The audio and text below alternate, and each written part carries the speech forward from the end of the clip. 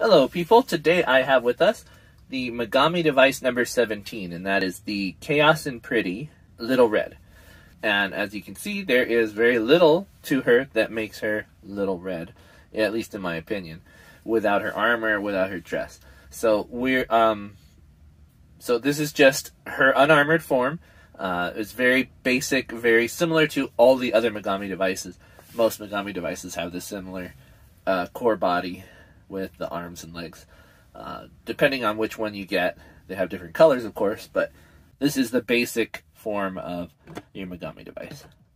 So we're going to go ahead and put some armor on her in the steps that they advise you in the instruction manual. And I just wanted to cover real fast because I don't think I've done a Megami device review before, what this means and what I meant by Chaos and Pretty and Megami Device, etc.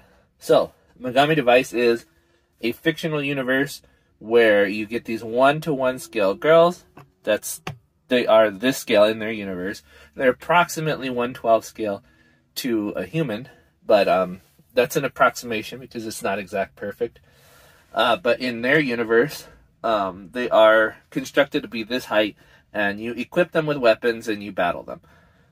Similar to like, what do they call build divers and build fighters. Megami Device, Megami in particular, refers to mechanical girls, so it's MEG, X armament of miniature, so that refers to the weaponry that you give them.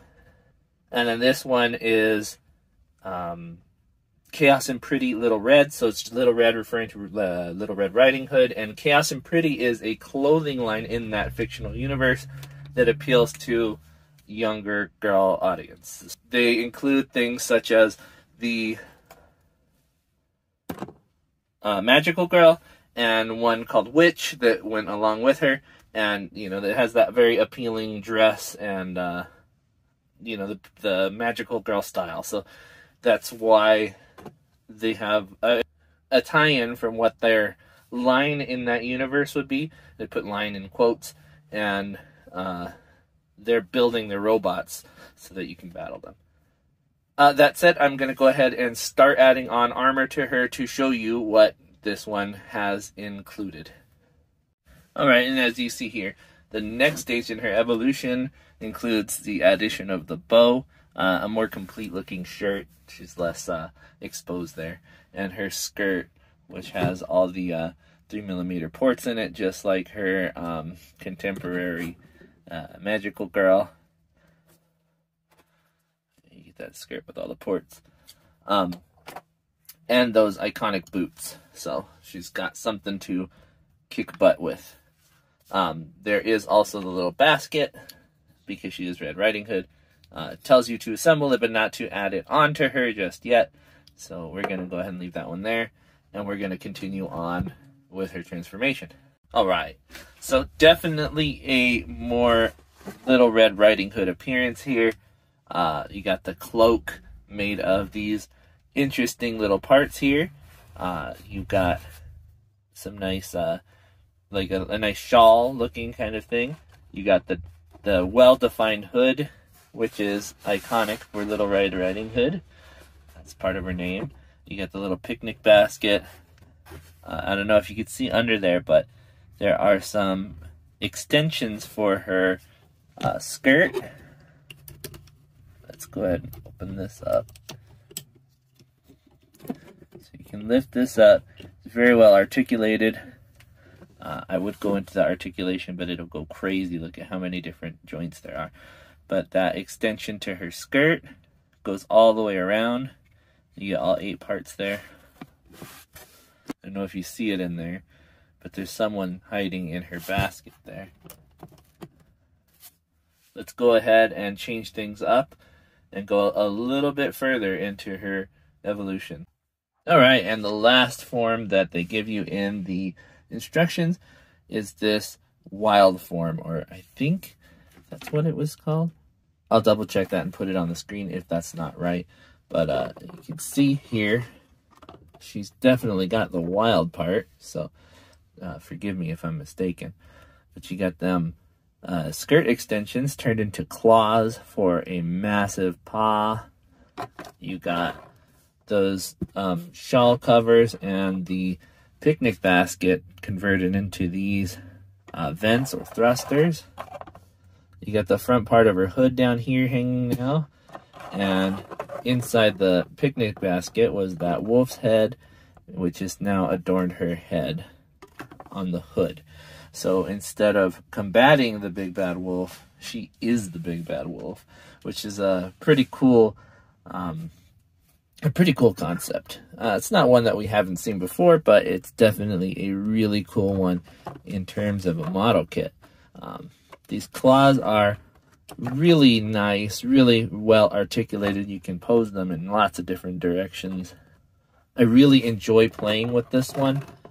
She is quite fun to pose down in like a low angle attack. And with these claws, I think she would do a lot of damage to some of her enemies. Of course, she does lose her magical girl status with this suit, but I mean, a transformation is definitely something magical, I think. And you can see her face. She definitely has quite a bit of glee there with what she's got going. Now, I wanted to show you also some of the extra bits that she comes with. Normally, they have 3 faces with these Megami devices, and this is no exception to that, so I'll show you the faces that she came with. That's this one here, which was the one I had for most of the video. And this one here, which is a sort of confused glare. It's kind of interesting. I like this one. Not one you see too often. Not sure how else to describe it. The other thing is, there are parts in here to make more extension parts, some bare feet, another chest part to make her like her her contemporary, the magical girl. There's the feet, the chest, the other arm pieces, the back of her hair for the normal set. Just a few random bits that you can use. Also, the hands. There are quite a bit of hands in there. That's something they do quite often.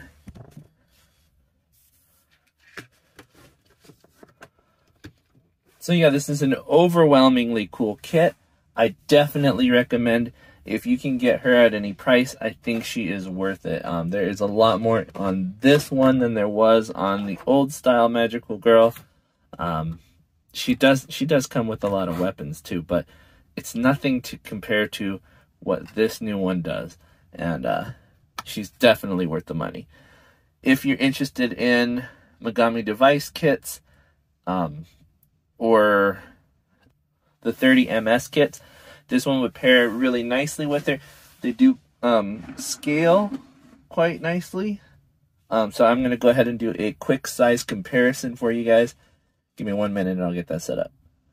Alright, one of the difficulties you're going to have with these Megami Device kits is posing while standing up. But they do get a little bulky. But let's go ahead and do my typical size comparison. That is with a high-grade Gundam. Oh, see, she's a little heavy in terms of armor. I will show you how I propped her up in a little bit. So there she is standing, and here is the high-grade.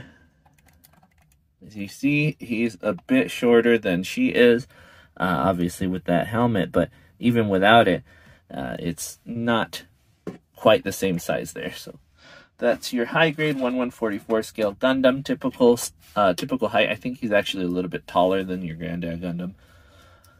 The other one that you might want to compare it to is because they are compatible with the Frame Arm series, and that is his height compared to her.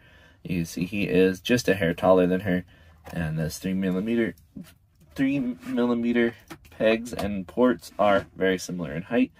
And of course, our lovely lady architect here will be glad to show you her height in comparison. You can see her relative lack of bulky armor, but she is still taller than the Megami Device, which is notably smaller. These ones are more akin to a 110 scale, but 112 accessories still work with them, and they are compatible with the 3mm ports, the same as your Megami device. And then lastly, I have the 30-minute sisters, Lelouch. You can see here that she is just a tad shorter. It's almost an unfair comparison because she's wearing her boots and she's just wearing regular shoes.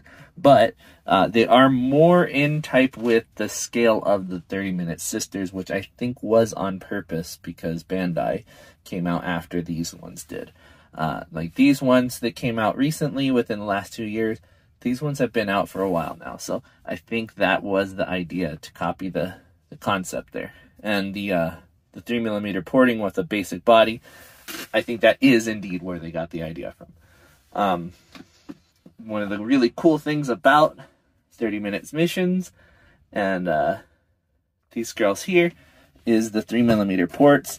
So you can take parts off of this one and port them onto this gal. It is rather easy to port parts over because of the 3mm ports. So let's see, there's a peg there. That should plug right in. And I just launched her head off. But you see, the 3mm porting is very, very compatible with each other. So, I mean, that's an obviously weird place to put it, but it is possible there. So with size comparison out of the way, I wanted to show you some of the accessories it also came with, which are the decal sheet. So you get some blushes, you get some nice eye variation, you get closed eyes. If it came with more face plates, that would definitely be something I would do. But with these ones, they're not bad, so I'm going to keep these guys. The other thing it came with is, and it's very unusual for Kotobukiya, but stickers. And these kind of cover up portions of her skirt there to make them black on the top part to kind of show off right here on these areas. You see her artwork. That also, you can do that. I didn't, but you can. And I will go ahead and close out and say that this is definitely one that you want. She is a really cool figure in general, unarmored, and then with all the layers of armor that you can put on her, she really stands out. With some customizing, I think you can do a lot with this wolf's head. These claws are incredibly cool. These fins, I'm not exactly sure what they're supposed to represent, but as a shawl, it looked really good. You can put those on anything that you can put 3mm ports on. So if you have a 30-minute missions kit, a 30-minute sisters, a lot of the new high grades have them. Definitely something that you would maybe look into putting onto your customs. Something really cool. With all that said, though, I think that is it for my review. One of the last things I want to mention is that the cost is a little bit high for these Megami Device kits. They are anywhere from $50 to about $70. This one is the higher end one, so you'll probably find her just from the $70 range and up. So it is worth it. It is worth the price because you do get a lot out of it, but it is higher on the scale for most people. I understand that that's, you know, it's a pretty high price to pay, but it's not one for everyone. Whereas the 30-minute sisters, you can get them for a lot cheaper. Some of the frame arms girls, you can get for a lot less, but you do get a lot out of it. So just remember that. That is one of the considerations you should have.